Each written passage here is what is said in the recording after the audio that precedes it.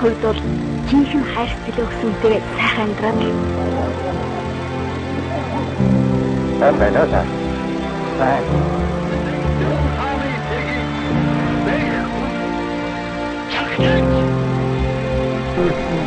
Морин маань баяр. Үдээ. Умаа.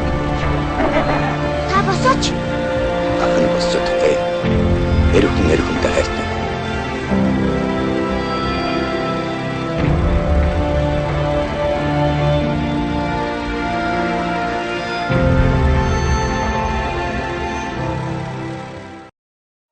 Кино урлаг хэмээх урлагийн нэгэн төрөл зүйл нь анх 19-р зуунаас эхлэн хөгжиж эхэлсэн харьцангуй залуу урлагч гэлээ 20-р зууны үед өсрөнгөө хөгжиж улмаар хүн төрөлхтний зүрх сэтгэлийг байлдан дагуулж чадсан урлагийн нэгэн томоохон төрөл зүйл болж нэгэнтээ хөгжиж чаджээ.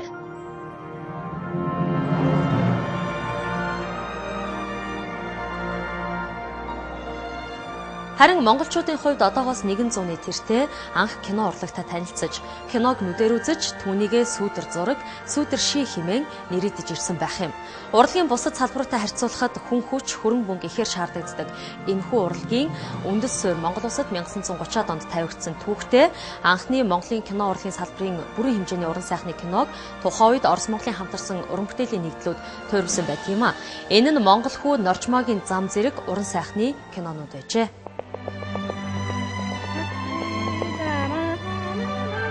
Монголын хүү дараагийн хэвэн хамт нэг их асуулт асуух нь байна.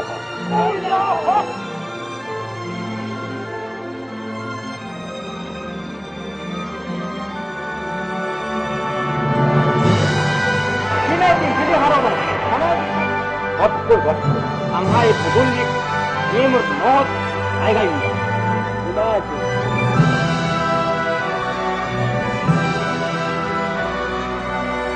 Одоо өөрийн бие болоод улс орноо хэвдэж болов дарлуулах баримтлуулах хаавч юм нь батал хэлье.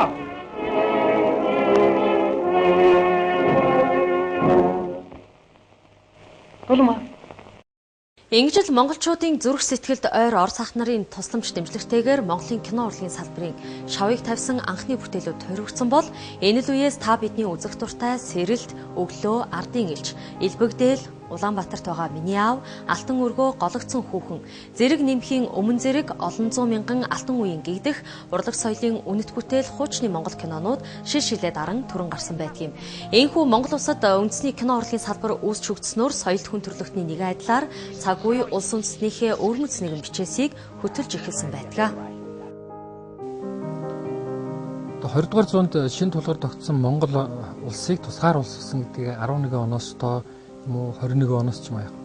Тэгээ бид бүхнээ туулж өнгөрүүлсэн бидний өвөг дээдсийн маань одоо байгуулж бий болгосон. Тэгээд тэр олон зуун жил дарлагдж явсан Монгол улсыг хөл дээр нь босгоод өнөөдөр ийм сайхан улс болгосон энэ бүтээн байгуулалт түүх хүмүүсийн амьдрал бүгд түүх болоод үлддэг. Энийг дуутай, дүрстэй, гэрэл зурагтай аваад үлдсэн нь бол энэ кино урлаг байдаг. Тийм учраас кино урлагийн энэ ач холбогдол үндсэнийг бол үнэлэхийн арга байхгүй гэж би дотроо бодож явдаг. Энэ тухай бол Ленин хэлж ирсэн. Бүх урлагийн дотроос хамгийн чухал нь бол кино урлаг мөн гэж хэлсэн. Энэ худлаа үг шил дээ. Маргаангүй одоо кино бол түүх, одоо аж ахуй, одоо харилцаа, одоо үнэлэмж маш олон мэдээлэл агуулгаж идэг учраас хүмүүсийн сэтгэл оюунд нэвтрэх юм гол зүйл болдог л доо. 1935 онд одоо Майн 47 жил гэдэг нэг бүлэг баримтат киноны зураг авснаар бол одоо бараг 80 жилийнхээ босгон дээр тулж ирээд байгаа. Энэ Эрдэнэ баялаг сан хөмрөгийг бидэнд үлдээсэн Монголын кино урлаг одоо бий болсон байна гэж боддог. Тэгээд учир нь юу гэхээр өштэй хийж исэн кино бүрвэл түүх болж үлдэж байгаа юм. Түүх. Манай улсын кино урлагийн салбарын түүхийг дэлхийн кино урлагийн салбарын түүхтэй харьцуулахад харьцангуй залуу хэдийч харин гайхмаар төдийгүй нэг олзуурхмаар зүйл бол кино гэрэл зураг дуу авиагаа хадгалсаар ирсэн төрөлцсөн архивтай дэлхийн 50 улс орны нэг гэдгээрээ бахархахаас өөр аргагүй юм. Энэхүү архив нь 1960 онд бүгд найрамдах Монгол ард улсын сайд нарын зөвлөлийн 216 дугаар тогтоолоор урлагийн хэрэг эрхлэлийн харьяа кино урлагийн архив нэртэйгээр байгуулагдаж Монголын түүх соёлын үнэт төв баримт материалыг хадгалж хамгаалах хойч үедээ өвлүүлэн үлдээх их ажлын үндсэн болжээ.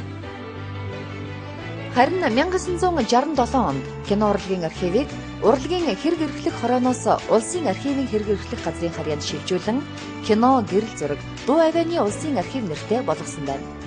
Тэгвэл 160-тай золгож байгаа энэхүү архивын санх нэмрэгтүүдгөө Монголын кино урлагт үүссэн цагаас хойш бүхий л бүтээлүүд мөн түүнээс ч өмнөх үеийг хамарсан түүх соёлын өндөр ач холбогдол бүхий ховор нандин баримт үнэт бүтээлүүд одоо ч хадгалагдсаар байна. Аливаа улсын түүх цаасан дээр бичигдсэн байгаас гадна кино айлс, гэрэл зурагт өнхрөн үлдсэн байдаг. Монгол улсын 500 шахам жилийн түүх Монголын үндэсний архивын сан хамрагт хадгалагдаж байна. Тэгэхээр энэ архивт монголчуудын бүтээсэн одоо 1935 оноос хойш баримтат болон уран сайхны орчуулгын бүх төрлийн кинонууд хадгалагдаж байна. 97 онд Оросын холбооны улсын архиваас хулбарлаж авчирсан 1913 оны Сайн оюун хаан намын сүрэнгээ айлчлал анхны тэм төрс хүчлээр хадгалагдж байдаг. Энэ бол манай самрагт хадгалагдж байгаа бас нэг хосгүй тэм нэмтэй байна.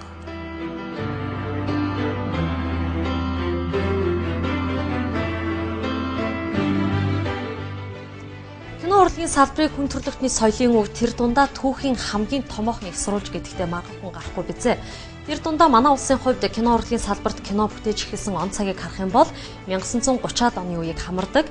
За энэхүү кино урлагийн салбар Монгол улсад гал голомтоо бадрааж эхэлснээс хойш түүний дараачаас эхлээд шил шилээ дараад Монголын кино урлагийн салбарын сор бүтээлүүд бүтээгдэж төрөгдөж эхэлсэн байдаг.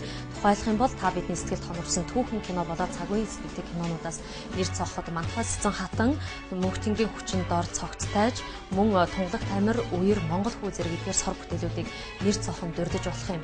За тэгвэл энэ бүтээлүүдийг тухайн үеийн кино урлагийн салбарын мэрэгчлэнүүд хальсан дээр буулгаж дэлгэцийн хүртэл болгодог байсан. Тэр дундаа 35 мм-ийн хальсан дээр буулгасан кино бүтээлүүд нь өдгөө кино гэрэл зураг дуу авианы төвд хадгалагдаж байна. За хальсан суурьтай кино бүтээл нь өөрөө 100 жилийн хадгалалт даадаг бол эдгээр бүтээлүүд өдгөө 100-тай золох гэж байгаа юм а. 35 мм-ийн хальсан дээрх бүтээлүүд ашиглалт, хадгалалт, хамгаалалт зэрэгээс шалтгаалan дуу дүрсний шаардлага хангахгүй болж үзэхэд бэрхшээлтэй болсоор байна. Энэ нь Монголын үзэгчдэд өвлөгдөх ёстой кино урлагийн томоохон бүтээлүүдийн нас, хадгалалт, хамгаалалт хэрэгцээ шаардлагаасаа шалтгаалan богиносож байгааг харуулж байгаа юм. Чингисийн тамаг хаалгыг бүрийн тамгыг би хадгалж явна.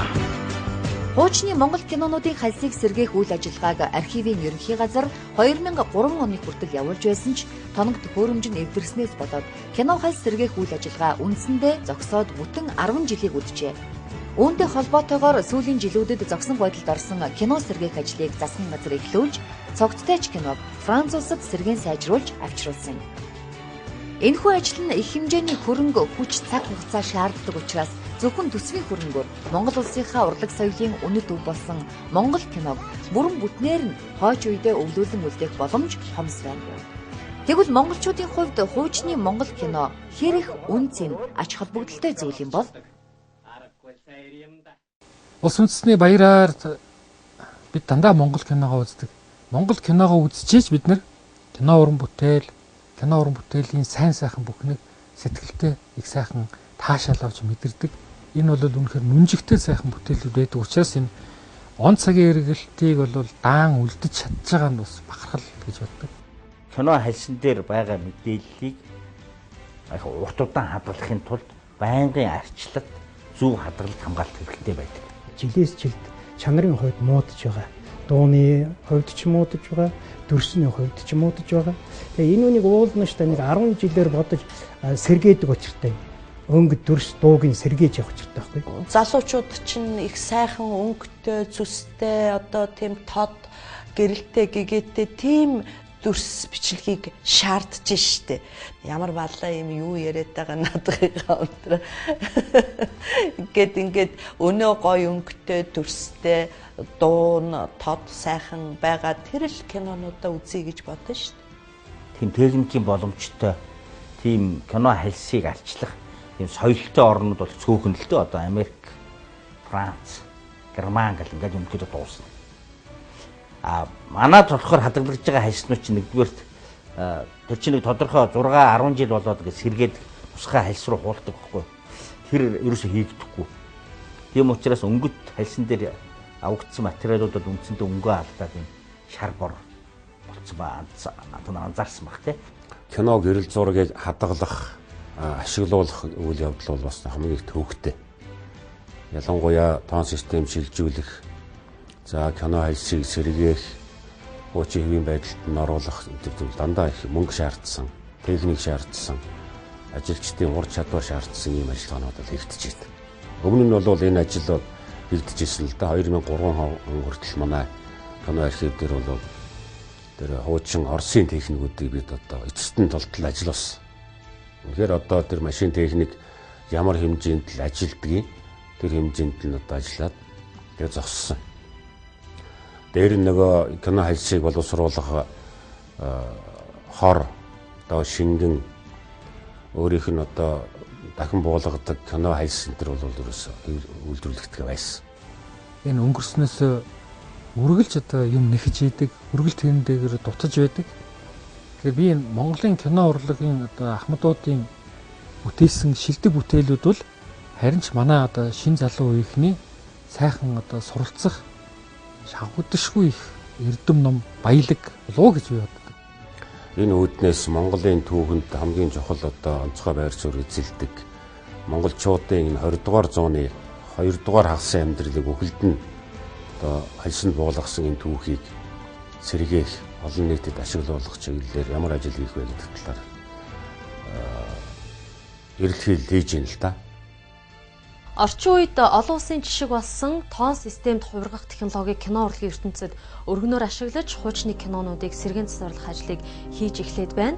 За энэхүү технологийн давуу тал гэх юм бол олон дахин ашигласан ч гэсэн тухайн кино бүтээлийн чанар нь мууздаггүй онцлогтойгоос гадна бит бус байдлаар кино бүтээлийг 100-аас дээш жилээр ч гэсэн хадгалах, хамгаалах ийм боломжтой байдгийм. 2000-ад оны дунд үеэс эхлээд дэлхийн кино урлагийн салбарт кино урлагийн бүтээлийг тоон систем шилжүүлэхийн технологиг ашиглаж эхэлсэн байдаг бол 2007 оны байдлаар Холливуудын нийт кино бүтээлийн 70 гаруй хувийг тоон системд шилжүүлж чадсан байдаг юм. За тоон системд хувиргах технологийн давуу тал нь гэх юм бол кино уран бүтээлчдийн ажлыг хөнгөвчлөө тогтохгүй кино урлагийн ертөнцийн дэх дуу, дүрс, өнгөний чанарт өндөр үр дүн авчраа зогсохгүй кино урлагийн салбарын ололт амжилтыг бас нэг шатаар ахиулж байгаа ийм технологи болж хувирсан. За тэр дундаа манай улсын хойд хөрш болох Оросын албаны улсын Госфильмо фонд кино архивд хадгалагдаж байгаа хуучны кино бүтээлүүдийг тоон системд хувиргах технологиг ашиглан сэргээн засварлах ажил эд хийгдэж байгаа юм а.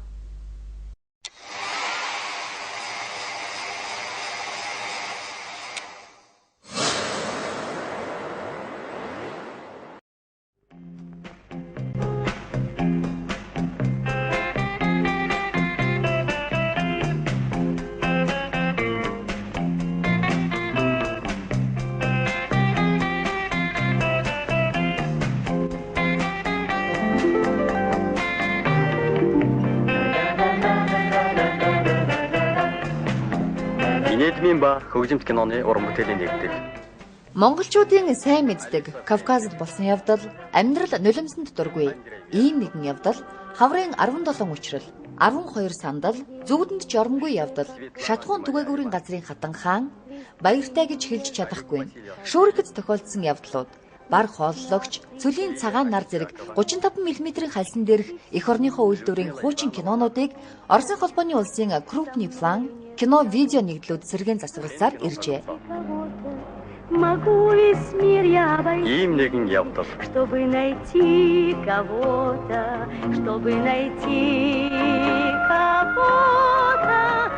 Захиалгыг бичсэн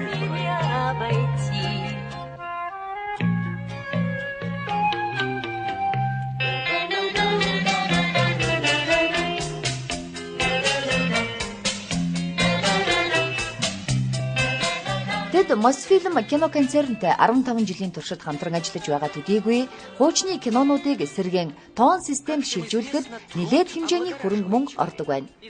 Тиймээс Оросын холбооны улсын крупный план кино видео нэгдлийн DVD хэлтсийн дарга Максим Серёгин хэлэхдээ үннийг хэлэхэд архивын ажилтнуудын амь хайргүй хүчин чармаалтын ачаар л орчин үеийн Орос улсын соёлын амьдрал амин чухал хэрэгтэй кино фото материалуудыг хойч үедээ хадгалж үлдээж чадсан юм шүү дээ гэжээ. Хоёр сэлэнгийн хооронд хоног тоолдог сэлнэг. Наавсан хэдийгэ хөргөгч гэж арга ухааныг сэлэндэ. Энэ бол Ольга Петровна Режева. Ольга миний хамгийн дотны найз. Бид хоёр аль дэвэн гарын бүр дээд сургууль байх юм гэсэн. Больше всего я люблю в ней то, что она оптимистка. Что бы ни стряслось. А земной шар, как известно, вертит именно оптимизм. Манай хотын хүн арай дэндүүш. Тэрэн дээр бас явуулын улстаач олон машин тэрэгч гэж шорон төм.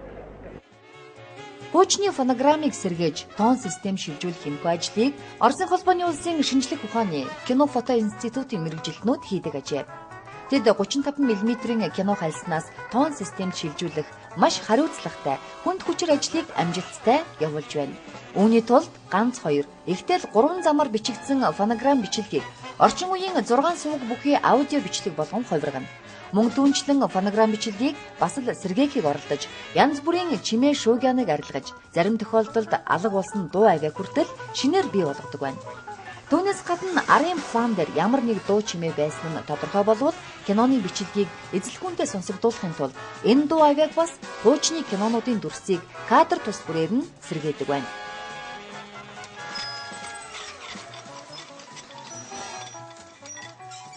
Кино урлаг маань өөрөө бас техник технологийн тийм маш их онцгой шаардлагын үндсэн дээр бүтдэг ийм урлаг юм байгаа.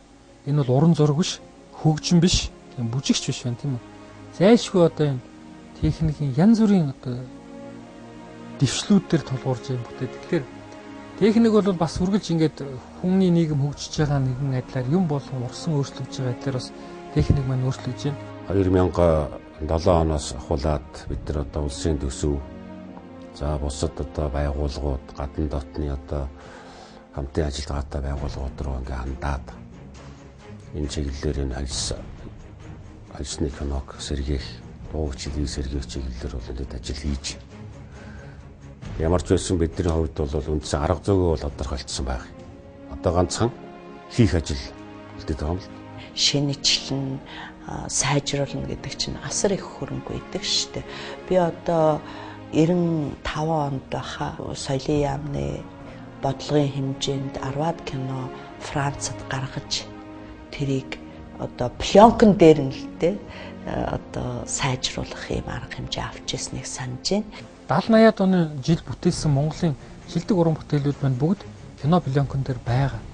Тэр кино пленкэн дээр байгаа бүтээлийг хүн болгонд хүртээ ихэд энэ бидний шинэ нийгэм шилжсэний дараахан замбраагүй бодлогогүй хүчин мөхсдөж хүрээгүй явдлаас болоод кино театрууд устж өгүүлсэн энэ сүлжээ нөрөө байхгүй болсон. Энэ пленкор кино гаргадаг энэ аппаратууд ч гэсэн бас байхгүй болсон учраас одоо яаж хүмүүс хүрэх вэ гэхээр өнөөдрийн байгаад гарч ирсэн шинэ технологид энийг хөрвүүлэх ажил байна. Тэр дэргүй хийсэн хүмүүсүүд юм штэ ертөнцийн одоо мөнх босыг үзээ тэгэл өнгөрн тийм ээ. Олис гадраас ядсан харагдаж өнгөс одоо эдгээр доктор бан дундад удаан очоо. Гэхдээ хийсэн энэ бүтээл бол үеийн үед дурсагдаж тэр үед ямар байсан бэ гэж одоо харж үзэж бодож мэдэхэд бол нэг чухал түүхийн баримтал болж байгаа л да.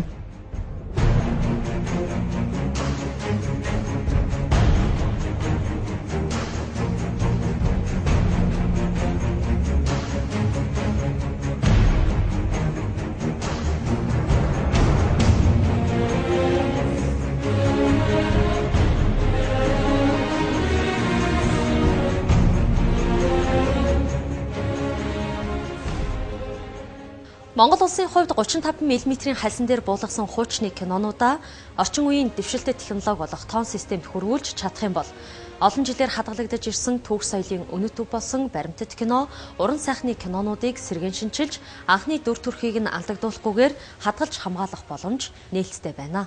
Тэгэхээр би бодгийн хүн болгонд хүртээмжтэй байх ёстой энэ урлагийнхаа шилдэг бүтээлүүдийг хүмүүс түргээгүүл одоо үнэхээр ямар одоо боломж байна вэ? Тэр дэвшил дээр нь тулгуурч хөрвүүлээд хүргэх ёстой гэж боддог.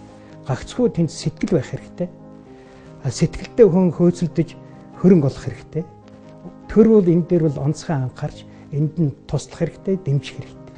шилжилтийн Монголын кино урлагийн одоо арчсан нийгэм рүү орсноос хойш сэргээх тал дээр ерөөсөө анхаараагүй учраас ингээд хаягдчаад яваад исэн байна л да. Одоо л бид нэр хүчтэйхэн шиг сэргээх цаг нь боллоо гэж бодоод ингээд ажиллаад байгаа. Киног сэргийн засварлах энэхүү ажил нь ихээхэн хэмжээний хөрөнгө санхүү, цаг хугацаа зарсан асуудал байдаг учраас төр засаг бүхэл бүтнээр нь сэргийн шинжилэн хадгалж хамгаалах боломж хомс байдаг байна. Тэгвэл архивын ерөнхий газар Монгол Улсын засгийн газрын 2006 оны 64-р тогтоолоор баталсан төрийн архив албан хэрэг хөтөлбөрийн үйл ажиллагаанд мэдээллийн технологи нэвтрүүлэх үндэсний хөтөлбөрийн хүрээнд Univision компанитай хамтран Монгол Улсын архивын санд хадгалагдаж байгаа Монгол киноны сан хүмргийг сэргээн тоон системд шилжүүлэх ажлыг санаачилжээ.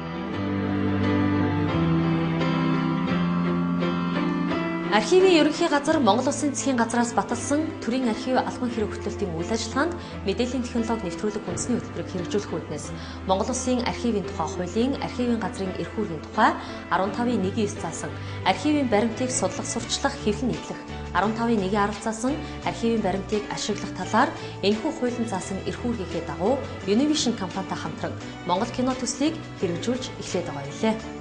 1935 оноос 2090 он хүртэл хадгалж байгаа энэ их дөрвөн баримтуудыг яах вэ?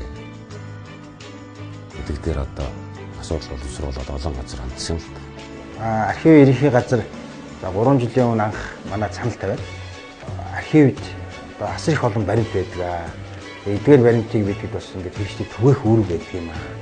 Энэ баримтыг бидэд одоо түгээхийн тулд хуучин ашиглаж байгаа юм оршийн тоног төхөөрөмжөд одоо байдаг л да тэр архивын газар. За энэ маань өөрөө ингээд одоо ашиглалтын горимгүй одоо бараг хамгийн залуу төхөөрөмж нь бараг 40 жилийн настай энэ төхөөрөмжүүд дээр ажилладаг.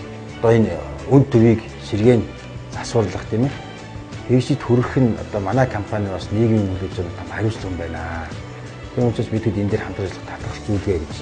Бидний компани бол өөрсдийн нийгмийн хариуцлагыг хүлээх бүр хариуцлагынхаа хүрээнд ер нь Монголын соёлын үнэт болсон кино хэлсийг сэргээх холбоотой танаад хамтран ажиллая. Бидэнд бол бас техникийн боломж хөрөнгө хүчийг ямар нэгэн байдлаар шийдэх боломж байна гэхэд. Тэгээ эхний удаа бид нар 2 жилийн өмнө бол хамтан ажиллах санамж бичиг гар үсэг зурсан.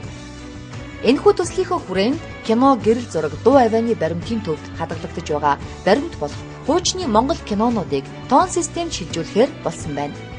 Монгол кино төслийн эхлэл ажил болгон Univision компани 35 мм-ийн хальсан дээр хийгдсэн хуучны Монгол киноны дуу дүрсийг сэргээж тоон систем рүү хөрвүүлэгч төхөөрөмжийг Герман улсаас худалдан авч архивын ерөнхий газарт хандивлжээ.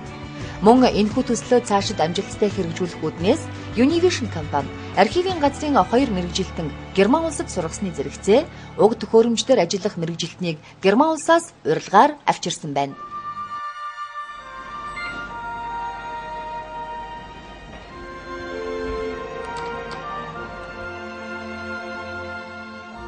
Олон улсын жишгт нийцсэн техник технологийн өндөр дэвшилт бүхий энэхүү төхөөрөмжийн тусламжтайгаар Монгол улс анх удаага 1930-ад оноос хойш бүтээгдсэн алтан үеийн хуучны сайхан кинонуудаа сүүлийн үеийн тоон систем шилжүүлж дуу дүрсийг нь сайжруулан сэргээн шинжлэх бүрэн боломжтой болж байгаа юм а.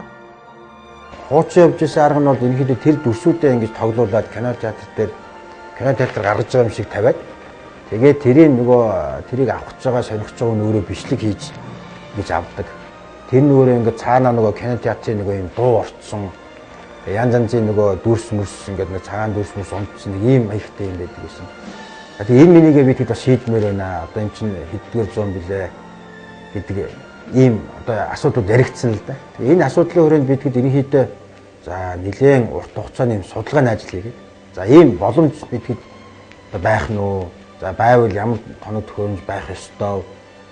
Энэ өөрөө хоёрын хооронд төхөөрөмж байж болох уу? Бид хэд гадагшаа явуулаад сэргээж болох уу гэдэг аюул олон тийм судалгаа хэрэгцсэн л дээ. Энэний хүрээнд ерөнхийдөө бид хэд төхөөрөмжийг энэ Монголдо байлгах зүйтэй юм байна. Ямар ч нөхцөлд одоо манай дүрстэй бид хэд гадагшаа хил гаргаад тэгээ буцаагаад оруулж ирж авна гэдэг нь өөрөө аюул тийм том процедур, аюул цаг хугацаа шаардсан ийм байдаг юм байна. Тийм учраас ерөнхийдөө аль болох төхөөрөмжөө Монголд оруулж орж ирж байгаа төхөөрөмжөө хамгийн чанартай хамгийн сайныг сонгоё гэдэг ийм зорилт тавьсан. Энэхүү төхөөрөмжөнд Монголд анхудаа орж иж байгаа. Тэгээд энийг ажилуулж ихснээсээ хойш одоогийн байдлаар Ардын элч, Өглөө, Сүхбаатар тэгээд Ичээндэн зэрэг кинонууд тоон хэлбэрт ороод байгаа. Энэ технологи маань өөрөө Ямба гэсэн герман улсад үйлдвэрсэн техник байгаа. Тэгээд хөтөлбөрийн хүрээнд манай архивоос 2 хүн суралцж ирээд техник дээр үйл ажиллагаа ажиллуулад эхэлсэн байна. Энэхүү төхөөрөмж нь 35 мм-ийн кино хальсан дээр байгаа киног одоо тоон систем шилжүүлэх явцдаа бол анх 35 мм-ийн хальсан дээр яаж буусан тэр хэвээр одоо нэг үгээр хэлбэл дуу дүрсний уналтгүйгээр одоо тоон систем шилжүүлдгээр их ач холбогдолтой байгаа. Бид бол өнөөдөр одоо сүүлийн 20 жилийн альсаа уурж тастаж ийм үсээ зурж тийм ээ сэтэрхий үүсгэж скотчтод маш их гэмтэж байгаа. Тэгэд энэ одоо байдлаас бид 30-50-ийнхаа хальс киноны хальсыг аварч байна л гэж их баяртай байгаа да. Манай өвөө тэр нэг баримт кинонд дүрсэн орсон гэсэн би тэр өвөөгийнхөө зургийг олж авах гэсэн. За манай 50 жилийн өмнө манай нутгийн зураг ард түмний бас тийм архивын газар хандах хүсэлт асар их байдаг юм байна. Тэгэхээр энэ бүх өвүүдийг одоо хэрэгж хэлбэр аргаар одоо хөргмөр байна гэсэн бас нэг юм одоо сонирхол байсан. Лавлгаа хүссэн албан газар иргэд бол маш их ирдэг.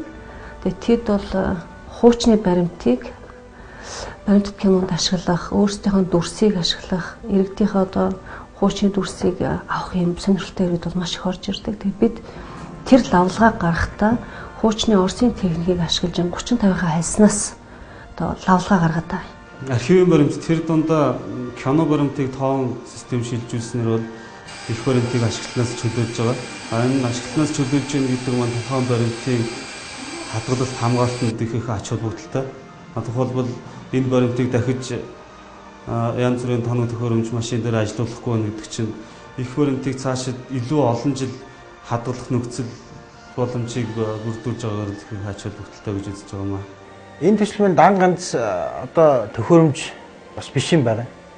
Энэ төсөл маань өөрөө эргээд одоо тухайн сэргээж авсан дүрсийг янзлах одоо том програм хангамж эргээд одоо үндэсний архивын газрыг дата төвтэй олсон том одоо дэд үтс сүлжээ байгуулах. За тэн шаардлагатай мэргэжилтэн боловсон хүчний гадаад сургах нэлээд тийм том цар үрд ажиллаж явсан. За энэ маань бүх бүртгэл ажил маань хангагдаад одоо эцсийн шатанд ороод одоо дүрсээ сэргээх ийм төвшөнд орчин байгаа гэдэгт баяртай байгаа.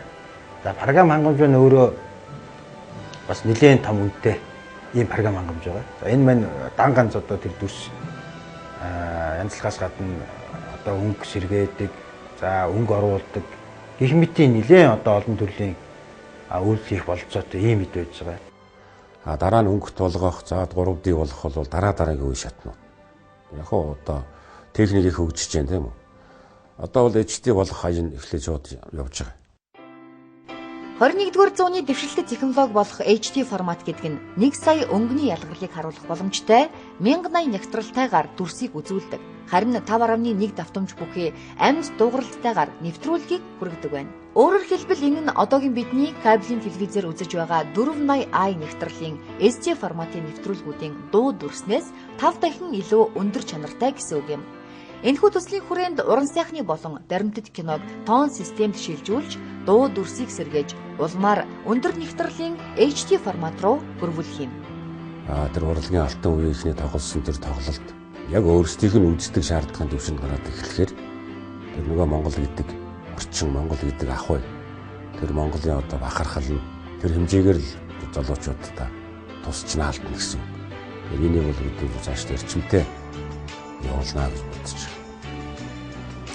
Монголчуудын зүрх сэтгэлд хоногчсон үлдсэн сонгодог бүтээлүүдээр үеийн үед ард түмнийхээ оюуны мэлмиг нэлааж явах үүднээс мөн тэрхүү түүх соёлын үнэт төв болсон хуучны Монгол кинонуудыг бүрэн бүтнээр нь хойч үедээ өвлүүлэн үлдээх зорилгоор техник технологийн дэвшлиг ашиглан асар их хүч хөдөлмөр цаг хугацаа шаардсан томоохон төслийг архивын ерөнхий газар Univision компанитай хамтран эхлүүлээд энэхүү зориг шулуудан ажиллаж байгаа юм а.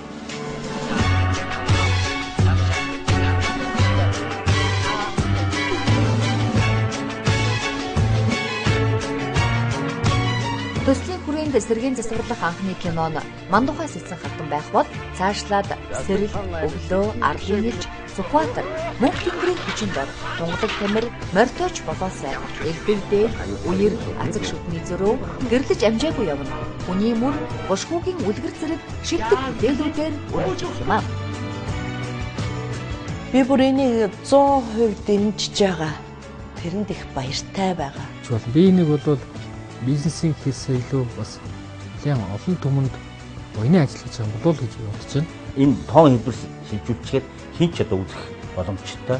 Яг орчин үеийн үзэгчдийн эрэлт хэрэгцээг хангах төвшөнд нь болгож сэргээх тийм боломжийг олгож байгаагаар энэ төслийн одоо ач холбогдол бол ингэж бодож ажиллаж байгаа нэн их сайн хэрэглэж сэтгэл ариусгах, хүмүүжүүлэх, зориг тэмүүлэлтэй амьдрах, зөв буруу хар цагааныг ялгахад гэдэг шилдэг бүтээлүүд тийм л тэр технологиор буулгаад авцсан байхад бол утгагүй Монгол улс 14 оноос тоон систем шилжин гэж төлөвлөж байгаа шүү дээ. Хэрвээ өнөө цагтаа бол төр нь өөрөө дийлэхгүй байх бол энэ пүүс компаниуд өөрсдөө санаачлагаараа авч хийж болно. Тэрийг ухтаж хараад энийг хийж байгаа нь бас нийгмийн ач холбогдлын зүйлс бас илүү штэй юм ажил гэж